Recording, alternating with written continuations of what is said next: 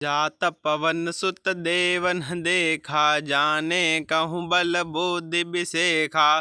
सुरसा नाम अहिन कै माता, पठ इन्हीं आई कही तही बाता। देवताओं ने पवन पुत्र हनुमान जी को जाते हुए देखा। उनकी विशेष बल बुद्धि को जानने के लिए परीक्षार्थ उन्होंने सुरसा नामक सर्पों की माता को भेजा। उसने आकर हनुमान जी से यह बात कही, आजु सुरन मोहि दीन आहारा, सुनत बचन कह पवन कुमारा।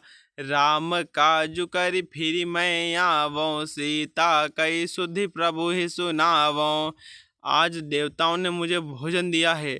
यह वचन सुनकर पवन कुमार हनुमान जी ने कहा, श्री राम जी का कार्य करके मैं लौट आऊं और सीता जी की खबर प्रभु को सुना दूं। तब तब बदन पैठे हूँ आई, सत्य कहूँ मोहि जान दे माई। कब ने हूँ जतन दे नहीं जाना, ग्रस सिन मोहि कहु हनुमाना।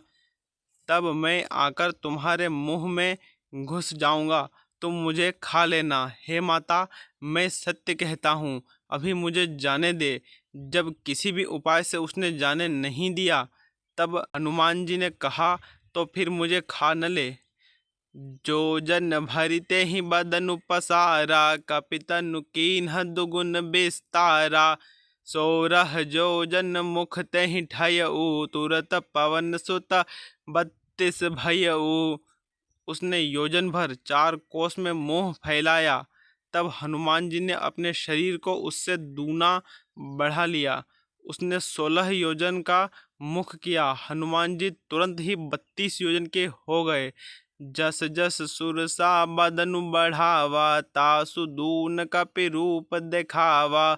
सत जोजन तेहि आनन कीन्हा, यति लघु रूप पवन सुत लीन्हा। जैसे जैसे सुरसा मुख का विस्तार बढ़ाती थी, हनुमान जी उसका दूना रूप दिखलाते थे। उसने 100 योजन मुख किया, तब हनुमान जी ने बहुत ही छोटा रूप धारण कर लिया। बदन पैठि पुनि बाहिर आवा, मागा बिदाता ही सिरुनावा। मोहि सुरन जेहि लागी पठावा, बुद्धि बल मरमु तोर मैं पावा। और वे उसके मुख में घुसकर तुरंत फिर बाहर निकल आए और उसे सिर नवाकर विदा मांगने लगे। उसने कहा, मैंने तुम्हारे बुद्धि बल का भेद पा लिया, जिसके लिए देवताओं ने मुझे भेजा था। राम काजु सबु करी हहु, तुम बल बुद्धि निधान। आशीष दे गई सो हर्षि चले हनुमान।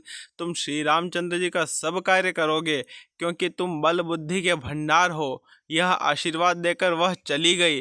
तब हनुमान जी हर्षित होकर चले।